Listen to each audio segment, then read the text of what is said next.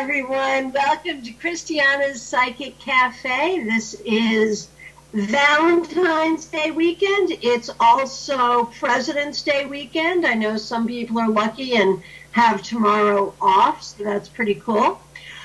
A really interesting show for you tonight. Many of you know Marcy Currier. Some of you know her through me or with me, our friends from Connecticut. Some of you know her in her own right. Marcy and I have been friends for many years. She has been my student. She has been my colleague. She has always been my friend. And she's been a guest here on Christiana's Psychic Cafe a couple of times. Marcy is, as I said, a tarot reader. She's also a Reiki healer. She does some really interesting stuff. She's also an artist. And Marcy has been working on a tarot deck called the Mystical Frog Tarot. About this time last year, we had her on to show us some of her drawings so we could see the deck in progress. And she's been struggling with it a little bit, trying to get these frogs that are really taking on a life of their own to behave like tarot cards. Well, she reached out to me and asked if we could Skype so she could show me some of what she had going on, and I hit the record button. She did give me permission to show you this video. But before we do that, you know, I have kind of gotten away from the card of the week. And actually, Marcy, as a present, sent me my brand new Shadowscapes tarot deck that I'm so excited about. So I thought we would start tonight with a card from the Shadowscapes tarot. And then we'll take a look and see what Marcy's got going on with the Mystical Frog Tarot. So let's see, what do we got? Our card for the week is the Five of Pentacles. Now, one of the great things about Shadowscapes is that even a dreary card like the Five of Pentacles is pretty. Every card in this deck is pretty. But what would the Five of Pentacles have to say to us for this week? The Five of Pentacles often is about missing opportunities, even opportunities that are right in front of our face, because we're not seeing it, because we're too proud to see it, because we were expecting the opportunity to look differently.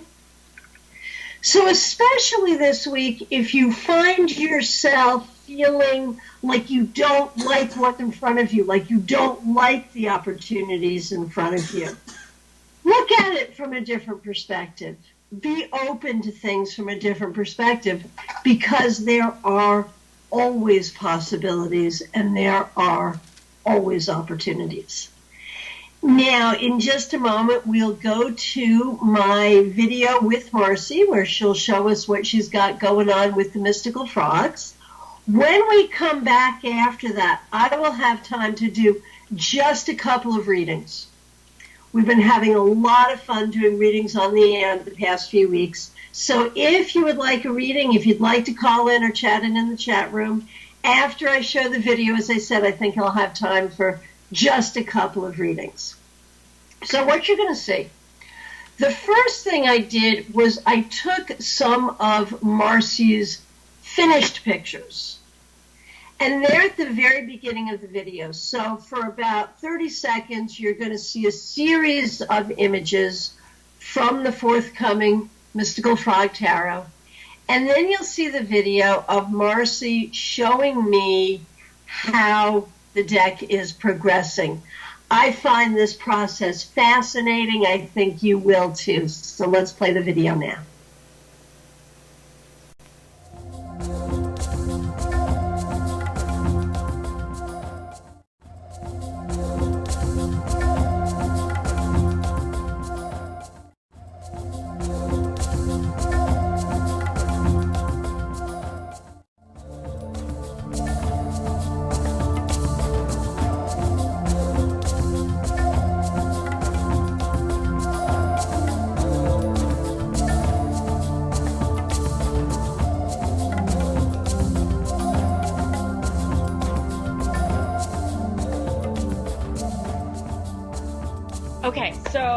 do you want me to tell you about the concept first or just show you? Tell me about the concept Okay. first. So, as you're all familiar, in the Mystical Frog Tarot, the Fool is not just about to walk off a cliff. He has made a major dive. But what happens in the Mystical Frog Tarot is that in the Major Arcana, the Fool finds himself. He has Joven. He has Doven. Divin. He finds himself in a carnival. So the first thing that happens in that carnival is those sign things where you can pop your head through a hole in the thing. Um, he That's what we're finding in the first part of the Major Arcana. So here we have the Magician. Oh, he's awesome. And so it's, you can see his little hand. It's very important that you understand that there's a three-dimensional aspect and then the one-dimensional aspect. So Right. see his little face. Yep. And his little hand is behind the sign. And then in the front of the sign, we have it's sort of a picture within a picture. We have the mystical frog version of the four elements and then the four elements here.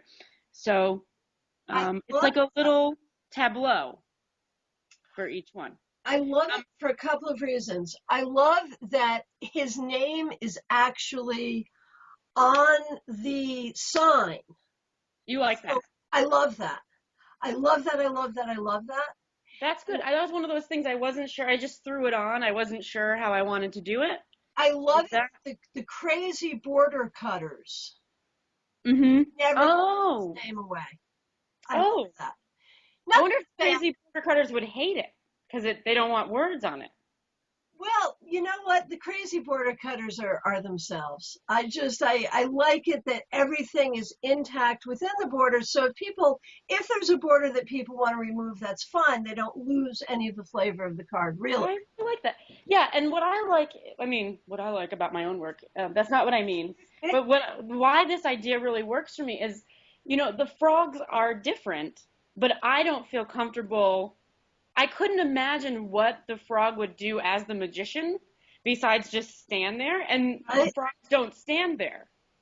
And that's what it's kind of neat about this is he's that must have stuck you. That must have stuck you for a little. For so long. And especially the really hard one was this next one, the High Priestess, because the frog I love her. Look at her little face. Well, and I love this because it invites us to also jump into the role and the archetype and the costume of these major arcana cards because that's our journey. Absolutely. And I wanted to not be messing with that archetype. And I wanted to, this is my homage to the Rider-Waite deck, which is, the deck that I learned on, very, very close to me.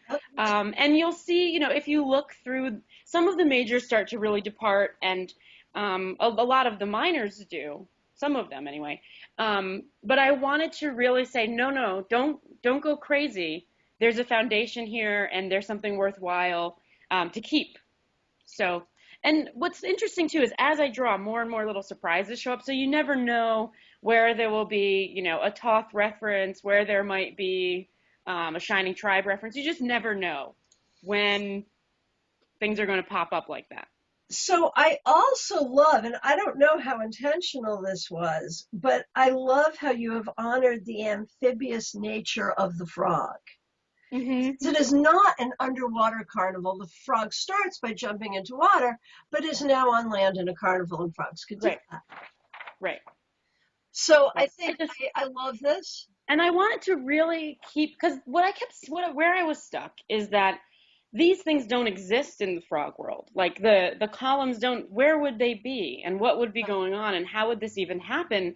It's always been really important to me, especially in cartoon mythology, that things make sense. So I always, for instance, I hated in Disney that Pluto and Goofy were both dogs. I hated that lack of sense. Or like, why is Mickey Mouse the same size as Donald Duck? Like those things were always problematic for me. They were for me too, and this may place us somewhere on the autism scale. Yeah. Mhm. I think that we're just really logical. But Now, could you bring the high priestess back for a yeah. moment? Okay. I love your doodling on the side. I just think this shows a lot about your process.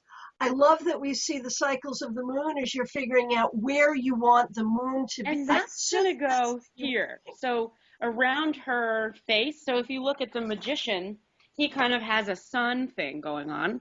Oh, And it's also, I'm doing everything I can to make this one-dimensional right, or two-dimensional, I guess, right. so that it's easy to tell what the heck is going on. Right, if it were dimensional, it would just be a dot. That would be really hard or really easy. It'd be really difficult. And like, I mean, that's the other thing is that it's clearly painted on top of a hard platform, or, this is painted on here. So, and it's actually giving me a lot of freedom that I'm not working with an imaginary three-dimensional space. I am working with a two-dimensional surface. Okay. So so for instance, this was fun for me. I mean, these are nerdy things, but I really liked not having to make the B and the J curve. They're just flat. Okay. And if you notice, everything is really flat. So if you look at her hand, or it's like fake curved, like right. The scroll. And it's really been fun to do that. And what I love, these are the details that I've been enjoying finding, are the little feet and her little hand. Also, like, these are the tiny details. If you look, this is his right hand. This is her left hand. Nice. So we have the yang right hand and the yin left hand, just as another tiny little detail about what's going on in the card. So this, in a way, I mean, I think one of the interesting challenges, I'm just projecting this, but one of the interesting challenges of this deck must be that it's about these really cute little frogs, but at the same time, it has a real depth to it. And I think you're showing us the spiritual depth, you're showing us the symbolic depth, and also on some level the artistic depth.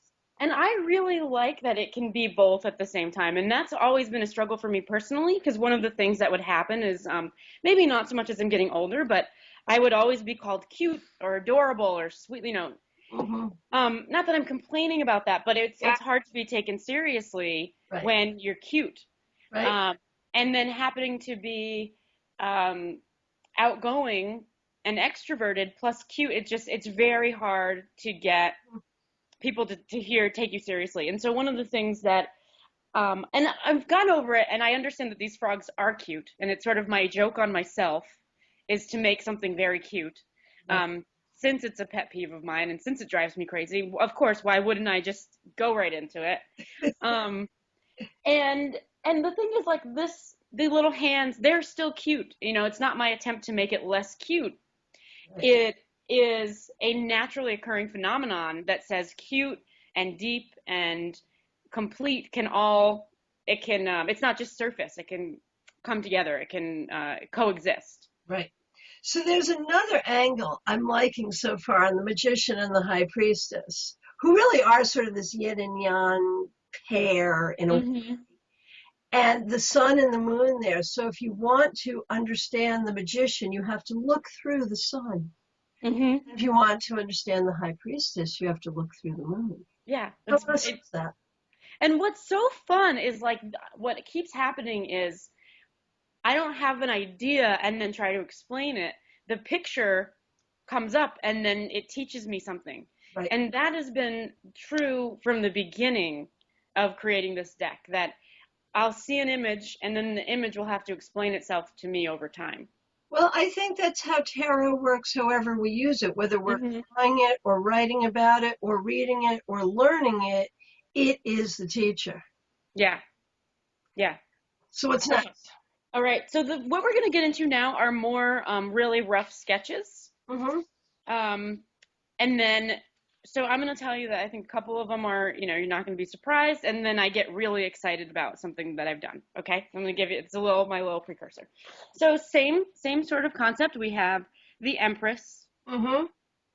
And to me, the first four archetypes have always been this. They have a solidity. They're very important. They play a role. They do something, and to keep them kind of reliably stayed, there's a foundational piece to that. I so agree, and I appreciate it. I also appreciate that while you honored weight, you are seem to be making your Empress a little bit more noticeably pregnant Yeah, than yeah. the weight one is, and I really appreciate that. Yeah, it's been really fun to use. The other thing I really like is I'm enjoying bringing a different drawing style to this because the frogs have their own look and it's a specific shape family and liveliness to it, and it's been really fun to do this other thing. Like I love like just little details. I love the hand on her, Mm-hmm. where there's no attempt at realism. There's no attempt at could this actually happen in space. It's really just a line that's giving a suggestion of a gesture, and I like that so much. Well, that is very honoring of Pixie Smith too. Mm-hmm. Interestingly. Yeah. So this is the Emperor, same thing. And I have a feeling that once I get, so I really liked his hat. I'm keeping all the hats the same. I love the Rider-Waite hats. Just kill me. So you see, she has her little star crown. Nice. Look at her little face. I love them. Wait a minute, bring that star crown back for a minute. Hey, is it the 12 stars? Is it 12? I think I don't remember. I had to count them. 1, 2, 3, 4, 5, 6, 7, 8. Yeah. It is 12. And do I see that are they Mogan Davids? Is that yes, they are. But there's also, they're all Mogan Davids. Okay, cool. Yeah. They're so fun. So fun. The chariot was really fun because those are all the different shapes of stars on the chariot. Right. So yeah, this is something that you can't see yet in this sketch, but I'll give you guys a secret on it. If you look, okay, so we have the painting. This is the square painting that she's in, and then you cannot tell it all, but I'm going to pretend like you can. In the background, she is also in a woodsy environment with a waterfall. And I've always loved pictures inside of pictures. It's like since I was little, it's been one of those things that I've like, how many pictures inside of pictures can you make? When you have that, or like a person wearing a T-shirt with themselves on it, wearing a T-shirt, like Right. that. Those things always got me. So, okay, so those are the first four of the major arcana. Pretty Rider-Waite, pretty basic, still clever, interesting. Okay, maybe to me very much. This is what I get excited about. So here we have the placard for the Emperor, for the Hierophant. The Hierophant. It is empty because he is in front of it, and he has removed the mask of the teacher, and he is not facing the teacher. He is open-hearted and facing. A way of, without casting negativity on the Hierophant, I think one of the hardest things about the Hierophant really is that we need its energy. We need to know its energy and embrace its energy. And we also need to know when to step outside of that energy and to recognize it for what it is. Yeah. I think you captured that. That's beautiful. And it was really, I love the idea of dismantling the Hierophant. In the transformational tarot, it's taking the Hierophant off his pedestal. But I've also always been frustrated with tarot readers and tarot students who have a negative interpretation of the Hierophant. Because to me, it's, the Hierophant is the teacher, and there's an element to where it's not his fault that people are projecting all of these godlike qualities on him. Right. He is a human. He's still a human, and he's doing his best to share the wisdom. And then, we have the yoga teachers that get carried away, and we were just talking about this on my podcast, come brush my hair in my room, and, you have craziness like that. But also you have people, it comes about from people treating us with too much reverence. Right. If someone gets carried away and thinks that I am anything other than like a completely fucked up human being, and I mean, fucked up in the way that we're all fucked up, not on the relative scale. I'm doing okay on the relative scale, but life is hard and we're people, we make mistakes. So I've always had this like empathy and compassion for the Hierophant, because it's like, dude, like I get it. No one really understands you. People are like expecting all of this from you, and you have to do it because who else will? And the Hierophant, he's the shaman, and the guru, he's all of these things. And we, as the followers of these individuals, need to know that we're not following the individual. We're just looking to where he's pointing. And so that's the idea. And then it's not on here, but I had another major epiphany. All of these cards came from a major epiphany during yoga. Specifically this move. Do that move if you want a download on yoga. I'm serious. That's part of what yoga's for. But he will be, the individual frog in front of the Hierophant will be holding a flower. Do you know that story? It's a Zen story about the student. The teacher comes in and the students are all looking, and the teacher doesn't say anything but holds up a flower, and the first student to see the flower and smile is enlightened. Nice. And it's about, how just to be able to perceive beauty is something. I don't really know. But yeah, and again, I just want to call attention to the phenomenal hat. It is the hats. Okay. So that was the first one that kind of starts picking things apart. I'm loving this one too. It's a good thing I like my own work, right? You're excited about it? So we have lovers, and they have put aside their roles to see one another clearly. Beautiful. And that really does bring in the air element of the lovers, where there's a certain amount of communication and decisions, rather than having it be a passionate thing or a romantic thing. It's just a moment. And it's, when I do my archetypal work with people, one of the things that I do is I connect with their internal masculine and feminine. I usually offer it to people where the lovers card has come up a lot. Mm-hmm. And so I will, what I usually have to do is I go and I look at their masculine, I look at their feminine, which show up to me as completely human figures that I can talk to and interact with, and they'll tell me stuff. And they usually have, funny outfits and personalities. But one of the first steps in this major relationship healing work is to get them to look at one another and to really get them to stop and see each other. So that's where that comes from. But I love the idea that we started with these placards, and at first they're there and they're in full force, and then when we decide to step outside of them, all this other stuff becomes possible. And I'm figuring out the leap/jump, the lump, from card number 6 to card number 7.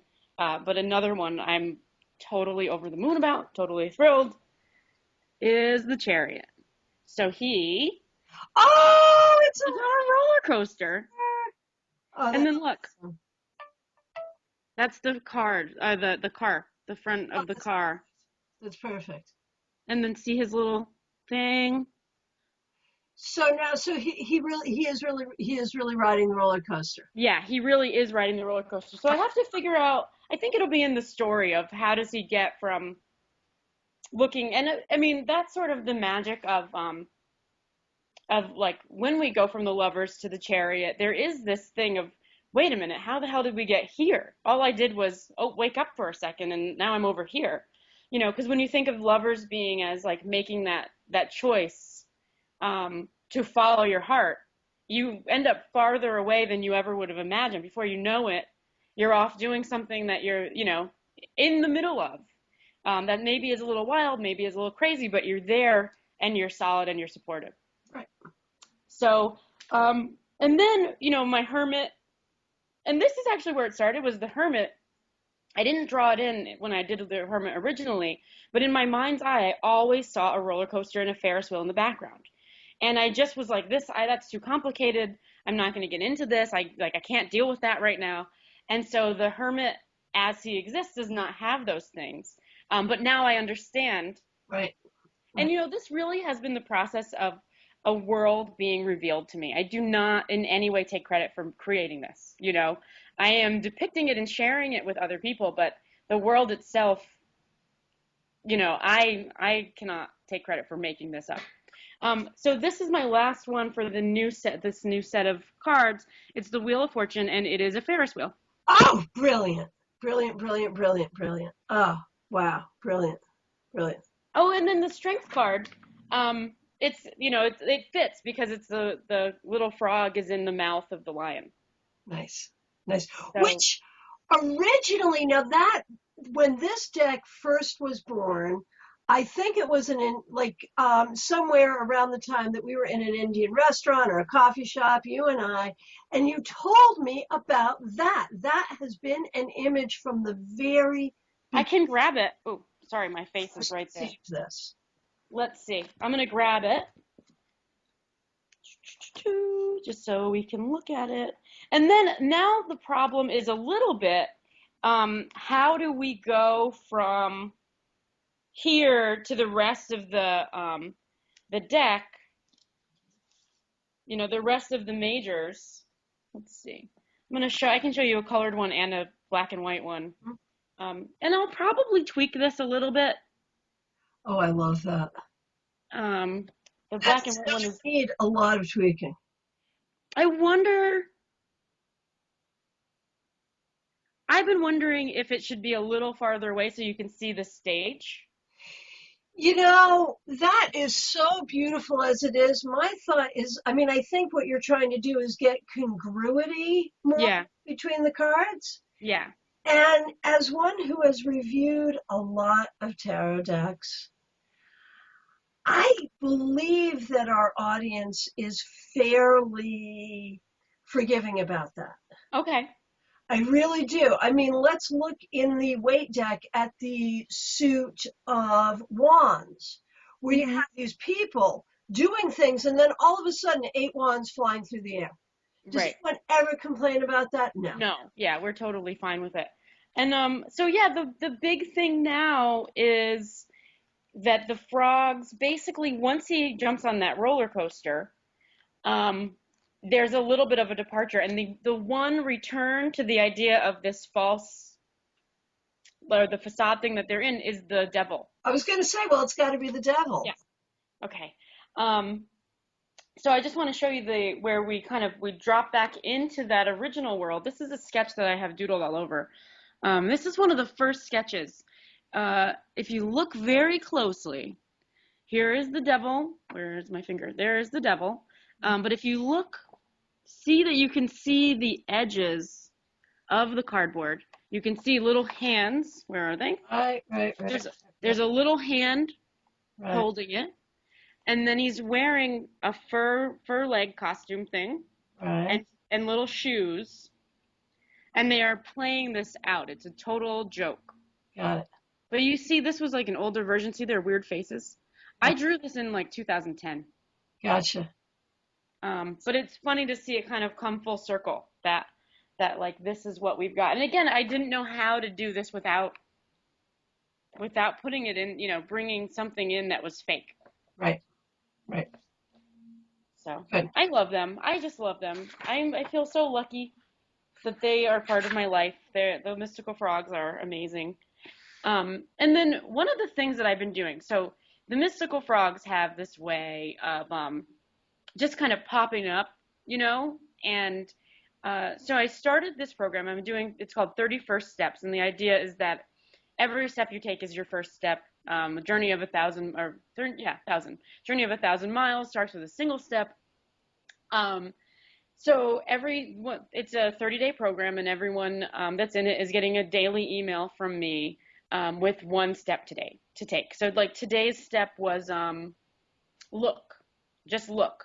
And so there's a 5-minute meditation around looking. Just look around, and really observe. So if you're looking and then your mind says window, no, you don't stop at, my mind just called that a window. You look at that thing that we are now calling window.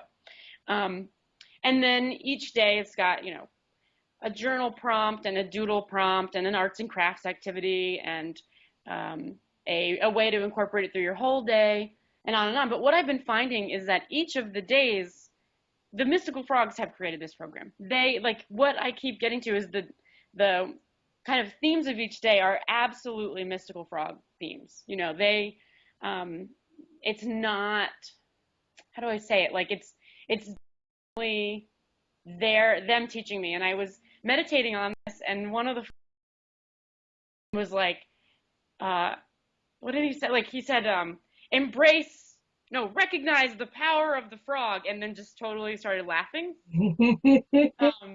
And that's kind of what it's like. So I'm going to be doing that program again from February 15th to March 15th. So if anybody's interested, they can just shoot me an email. But I think as we go by this, I think it's going to be another mystical frog product. As I keep working, the world of the mystical frogs just gets bigger and bigger and bigger all the time. So I think it's just amazing.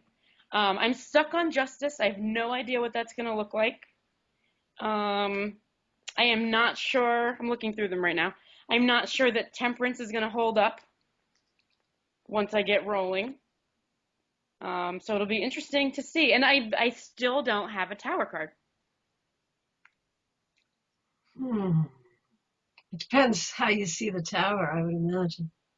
Well, I know the frogs would see it as a fun ride, because the frogs don't have attachment, so they wouldn't care. You know, they wouldn't be bothered by this. Arguably, that is the lesson of the tower. I mean, if you really look at what is the lesson of the tower, it's something that has to happen, so you might as well just deal with it. You know what? I think that now that you said that, the ones that I've been having a hard time on are the ones that the frogs don't, like, they've already got it so ingrained. Like justice, you know, they're all about karma. They get it. They don't even think about it. They wouldn't even need that card. And the tower is very similar. So that's kind of interesting. There you go. What I'm seeing in my mind's eye right now when I think about the tower is, I think this is it. I'm getting chills. Oh, yes. I believe it will be a cardboard tower, like the one that we're familiar with, on fire, and they're having a bonfire. Oh, good. There you go. Can they dancing and drumming around the fire? Could they do that? Yeah, they dance and drum around the fire all the time. Oh my God, you don't know how big that is. I've been stuck on that for so long. Ah! Okay, so let me take one more second and see what I get for justice. No, nothing right now. I think they just really, they're so into it. But it might be like, maybe like I'm seeing like the carnival ride of like a 2-person swing, like where you're in, or the swings where you're like riding around on it. I'm seeing something like, I've always seen the swings. Could they be on a seesaw in a playground? That is a great idea. I think it's something like that. I think it's something like that. But it feels like it has to somehow have the mundane world of the cardboard cutouts combined with the mystical world. Because if you'll look, one of the things in the major arcana especially is that when we're dealing with the mundane world, that's when we have the cutouts. And when we're dealing with the mystical or spiritual world, we don't have the cutouts. That's one of the like patterns and kind of a hint. So, for instance, does that make sense? You made a face. I think this is where your view of the major arcana and mine may diverge, so I'll just let you go with it. Well, I'm really interested in what you think, because what I mean is not, I think that everything is mundane and everything is mystical all at the same time. Right. And it's interesting because, of course, like the magician isn't mundane, although... From my perspective, though, on some level he is, because I do the 7x3 thing, where the first 7 numbered cards are very much about the material world. Right. And that's why I love the chariot in the roller coaster, because that's really the card where you get out of it. Yep. But your devil card does go back to that, which in a way makes sense, because materialism is a key word for the devil. Mm-hmm. On the other hand, for me, the Devil card 15 is like one of the most important cards in the journey towards spiritual enlightenment. It starts that final Well, third. that I think is the thing, is that a it's not a rectangle That's true. card Okay, cutout. I'll buy it. Okay. Rectangles and squares to me are about the made up world, or the thing that we've It's the structure. set. Exactly that's what I'm trying to say. And then here's an interesting thing that I never thought of till now. But basically, the way that the Devil and the Lovers card work together is that they are. Hang on, I know I've got it. I just had it. Is that they're almost reversed. So you have the Lovers, where the mundane or the cardboard cutout is to the side and they're in the middle connecting, versus it's not a square, it's the whole shape of things, and here they are. Okay, yeah, I think that works. And it will be fun. I wanted to have the Hierophant on fire, just to make a statement, but my friend said that may be a little dramatic. It is, and I'm excuse me, drawn back to a deck that kind of did that in a sense, where Mother Peace Tarot made the Hierophant everything that was wrong with the patriarchy, which was appropriate at the time, 1980s feminism, it made sense. Right. But it really limited that Hierophant to just that one aspect of the Hierophant. And I think what you're trying to do is not, because the Hierophant really is that duality of how we need our traditions and our dogma and our doctrine and our teachers, and how much we must also not have that be the whole of the thing. Right, and not get sucked into it, and have it. It's there, and you can go to it when you need it, but you are not it, and it's separate. Right. I think, yeah. And you have to go beyond it. It provides, okay, here's my favorite Hierophant story. I took a modern creative writing class, and the first assignment was we had to write an Elizabethan sonnet. There. Does that not explain the Hierophant? Exactly. That's perfectly it. There's one of my favorite Hierophant illustrations is it's a video from Babylon 5. I don't know, I'm not really into sci-fi, but I guess it's a sci-fi show. And there are all these aliens, and they're gathered. And I don't know enough of the context to talk about what's happening, but there's one guy that's clearly the teacher. And one of the students says, "And what is truth?" And the teacher says, he explains basically the Hermit card. He explains that a person can carry a lantern, and the lantern is not the truth, but the lantern illuminates the truth for other people. And then they all listen and they go, "Oh," and they write it down. And then one of them says, "Yes, but what is truth?" And the guy sighs and he goes, "Truth is a river." And he just gives some kind of banal story. And they go, "Oh, okay, good." And they're all happy again. When he tells the story about the light, they kind of get mystified and annoyed. And then, so I'll send you that clip. It's one of my favorite illustrations. I give it to all my students whenever I have my, sorry, I'm wiggling my computer. Whenever I have my, in my intensive students, I always have them take a look at that, because it illustrates perfectly the Hierophant, the Hermit, and the relationship between the two. I often think brilliant about that relationship. Yeah, well, I feel like it's interesting that the Hierophant comes before the Hermit, because in so many ways you have to be the Hermit before you could be a really good Hierophant. Now, see, I would go so opposite on that. I would say it's perfect because, they're both related to the earth element. Mm-hmm.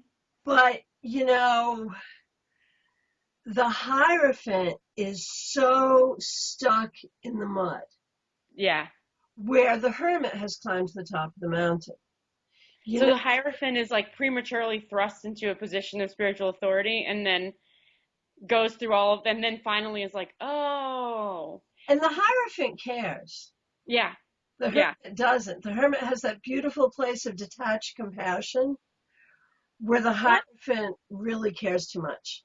There's a great episode of on NPR, This American Life. It's called Heresy or something, but it's a great story about this guy who was a Southern evangelical minister, and he had the awakening that like hell is on earth and there is no such thing as hell, and therefore like he doesn't have to save everyone. And it was a real fun. Everyone was covered by Christ's sacrifice, covers everyone, whether or not you accept him, and so he didn't have to witness anymore.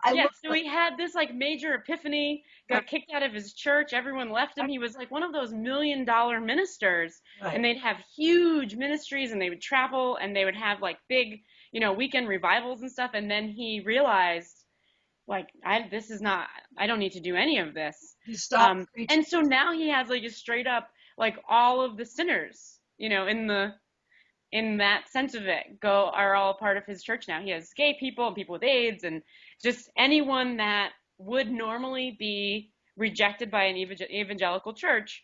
Those are his people, and he's had to really like come around to all of that. It's really amazing. If anyone gets a chance to listen to it, I think it's called Heretic with an exclamation point on NPR. It's so good.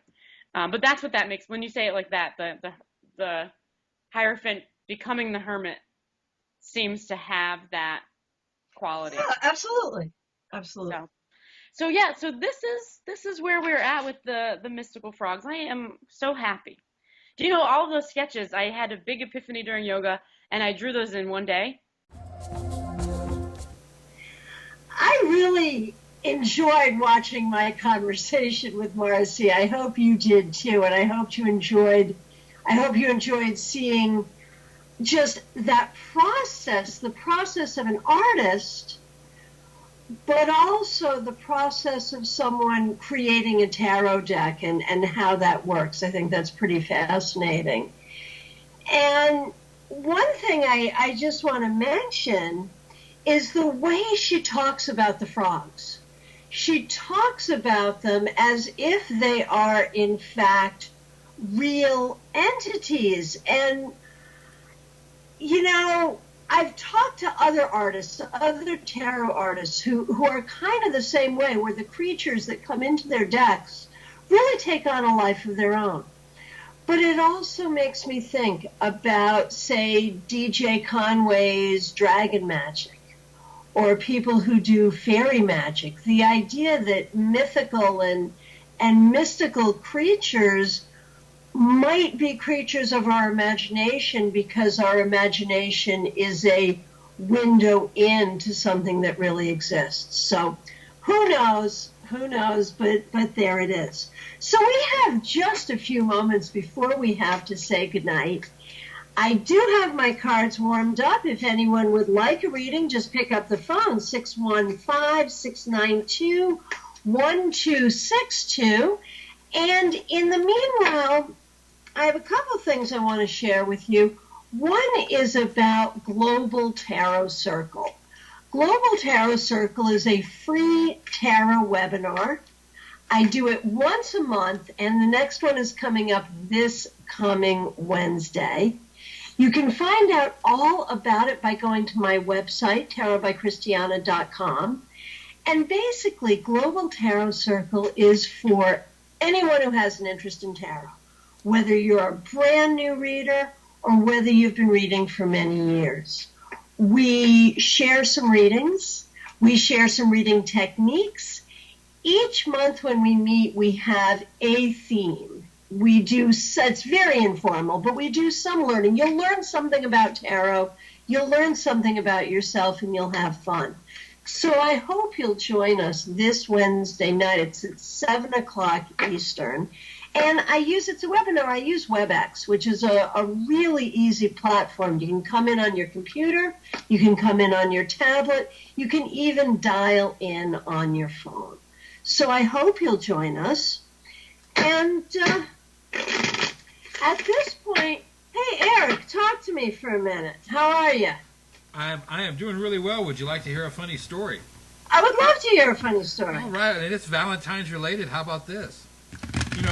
Like a lot of people across the country, been struggling financially with a job, whatnot, whatever. Made sure I put some money back so I could buy my beautiful wife some flowers. Okay? Oh. Go to the FTD website.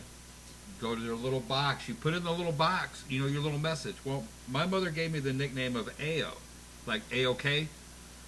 Okay. Well, so I wrote a message that said, "Love you more, Ayo." Okay. So went on with my life. Get a phone call Friday afternoon from my lovely wife. She's like, "Did you send me something?" I said, "Yeah, I sent you some flowers from FTD. Here's the tracking number that you should have on the outside of the label." She's like, "Yeah, that's the exact same one."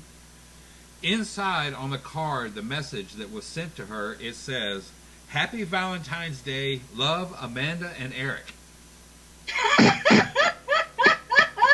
So I got the whole, well, who the hell is Amanda? So yeah, FTD customer service is going to have an interesting phone call to deal with tomorrow. Oh, that is so funny. You know, and Kim and I have a very solid, very stable relationship. She kind of knew it was a joke, and that's not a message I would have sent to her phrased that way. It would have been something cutesy, you know. So Right. she kind of knew it was that from the get-go. But I mean, seriously, that could ruin a marriage. That could kill a relationship. That's really pretty heavy stuff. You know, it's an interesting thing. You know, I could just picture being the tarot reader on the other side of that. Can you believe my husband sent me flowers, but they were from Amanda and Eric? Tell me, who's Amanda? What was he thinking? You know, I could certainly see a lot of people. I know that Kim wouldn't, obviously, but I could certainly see a lot of people jumping to inappropriate conclusions there. My goodness. And it's kind of like the whole Christmas card thing. Like, when you fill out a Christmas card, Christiana, does it say, it says Christiana and then your husband's name, right? Right. So that's Right. what I'm saying. If I had put that, it would have said, you know, Happy Valentine's Day, love, Eric and Amanda. But it said Amanda and Eric, so that's that's somebody imposing and putting themselves in front of me to begin with. And the only word they got right on the whole card was love.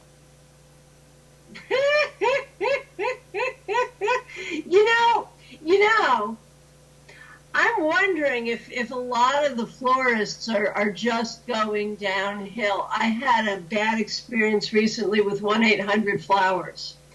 So I'll tell you what. I know the websites. The websites farm out to locals. I know that. Okay, or at least to like they would, since it was delivered UPS. It may have been a big florist in Dallas that filled it in, or was it Arlington? Okay, well, so in the Dallas-Fort Worth area, and then it's put on a truck and sent out. So I mean, I can understand, but how do you get the card wrong? Because that means somebody went back after I entered it and placed the order. Somebody went back and changed it. So that's the problem I have with the whole deal. Is if it had been an entirely wrong arrangement because it was a right arrangement that was sent, and they were actually in good shape, weren't they? Mm-hmm. They were they were pretty and in good shape and that whole 9 yards. So I have no trouble with the quality. It was delivered on time, considering the weather back east. I'm grateful for that, but I have a serious problem with them changing the card like that because, like I said, if it hadn't been sent to a stable relationship, it could have, this is free will, but that's somebody else's free will imposing it on you. And that's kind of that's not cool. Especially Valentine's Day. And especially Valentine's Day.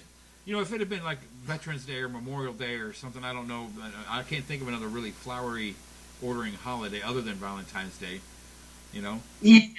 Yeah. Valentine's Day is the one where you really want to get the flowers right. Yeah. And they did it, and they were on time. They just had the wrong damn note with them. And I'm not quite sure. I don't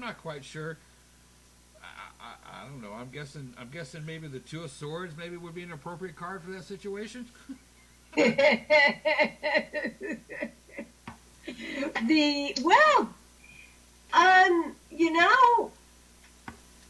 Which swords did you say? The Two of Swords. The Two of Swords. And the only reason I say that is because she's blind. She's got a blindfold on. Right. I was even going to go with the Seven of Swords, in that the Seven of Swords can talk about nurturing mistrust. And I would see that as a situation, first of all, where you may feel that your business was not handled appropriately. Right. Well, obviously. So yeah, I would go with Seven of Swords, which is even worse. I actually like the Two of Swords. In the Crowley deck, the key word for the Two of Swords is peace, which is such an interesting thing when you look at the Waite deck. You're a Waite reader, Eric, are you? Yeah, the original. Yep. So I'm looking for my Two of Swords now that we're talking about it. The Two of Swords, and in fact, I'll share a story with you. I'm going to make a video about this, but you can see it here first. I'm looking for the Two of Swords, and I'm looking for the Star. So here it is. The Two of Swords is pictured as we've got this woman who, as you mentioned, is blindfolded. She's closed off her heart. She's crossed off her heart, and she's balancing these two swords. And in the Crowley deck, we see this, as I said, as the card of peace. And the key here is to be at peace with not knowing. That there are things that you can't yet know or can't yet see. And all the information can only come from within. It can't be what you emotionally might want. It can't be what you see or what other people want you to see, because you can't see. So everything comes from within. Now, here's an interesting one. Tell me what you think about this. A student of mine tells me that he did a reading. He pulled two cards. And what he wanted to know, what he asked the universe is, when we consult tarot, who are we talking to? That was his tarot reading. That was his question for tarot. When we consult tarot, to whom are we speaking? And he pulled two cards, and he got the Two of Swords and the Star. And to me, that was brilliant, because the Star is about heaven's light being poured on the earth. So who are we talking to when we work with tarot? On one hand, we're talking to heaven, the healing light of heaven. Who else are we talking to? We're talking to our own higher selves. Because in the Two of Swords, the only information is within us. It's the only information we have. So I thought that was pretty interesting. What do you think about that? I would have to totally agree with that, because most tarot readers, to some degree, while you do need to study the history and you do need to understand the history of the deck and where it came from, I understand all that. But most really, really, really talented tarot readers, they're also extremely intuitive. Yes. So yes. they're having to rely. Exactly. They're having to rely on that inner voice. So to me, it does just make total sense that you're talking to, like you said, the card that represents everything that's out there, and you being the funnel through the Two of Swords. And I'll almost guarantee you that the Two of Swords, her name, the model that originally sat for that, I bet her name was Amanda. I can almost guarantee you that. That's awesome. That's awesome. I love that. So you've actually been getting out now doing some professional readings. Is that right? I sure have. At Metaluna Boutique and Stones at Kim's shop, I've done at least one paid reading, but I've done other readings for friends offline. How's that going? I'm constantly amazed. I am constantly amazed by the accuracy of the tarot. The lady that I read for at the shop, I made her cry twice, so I guess that's a good thing. Absolutely. But it was just amazing to me, because I didn't know her, and had never met her.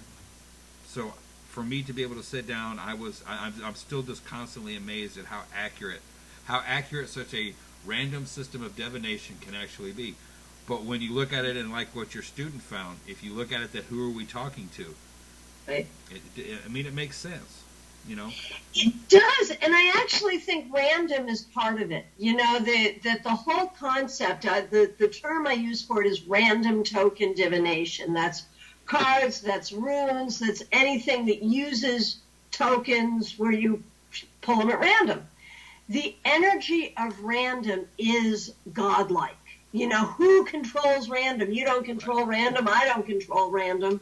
So I think the random nature of it is part of what gives it its power. What do you think? I totally concur. It's almost you know, each card is just a facet of free will, almost to a certain degree.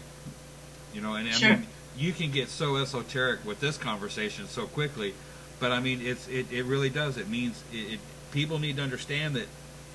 And I want to say this in a way. We've already yelled at the border cutters. I don't want to offend any other groups tonight. But I am so sorry. I do apologize. Please feel free to remove the borders from your cards. Go ahead. But with that being said, I think there's a certain amount of demystification that needs to happen with tarot too. People need to understand that tarot is not. I don't have to have a crystal ball in front of me with a scarf draped around across my head and be a gypsy to read tarot. It's not about that. When I do readings, I'll put the cards in front of me, obviously, because I'm doing the reading, and I have to divinate what the cards are showing to me. But I'll turn the cards around as I explain what I'm getting through the reading. I'll turn the cards on and show, you know, my client that, hey, this is why I'm getting this. This is what I see. This is what I see in the card, and just from my meager experience, I've discovered that gives them a lot of comfort, and it also makes them feel more involved. Does that make sense? Absolutely, and that is a good technique. In fact, this is a Mary Greer technique. If you're ever in a situation where you're feeling stuck, you're not sure what to get or what you're getting, or you're not sure what to say, or you're not feeling connected with your client, say the name of the card and just bring it back to, you know, this is the Lovers. The Lovers can refer to blah, blah, blah, blah. Just say the name of the card and the rest comes. And I think that, you know, one of the great things, and I do a lot of my work over phone and Skype where people can't see the cards. But I agree that in an in-person reading, the ability to connect over the images brings a whole layer of meaning.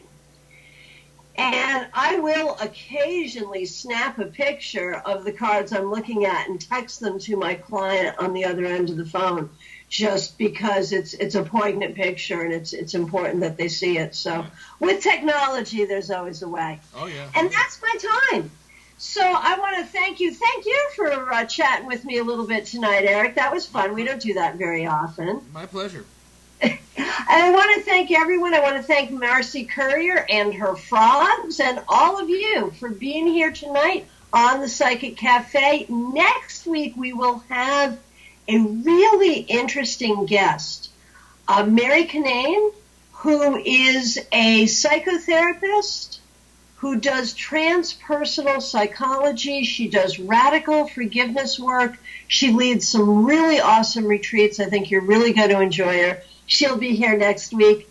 Come to Global Tarot Circle this Wednesday, and I'll look forward to seeing you again soon. Take care.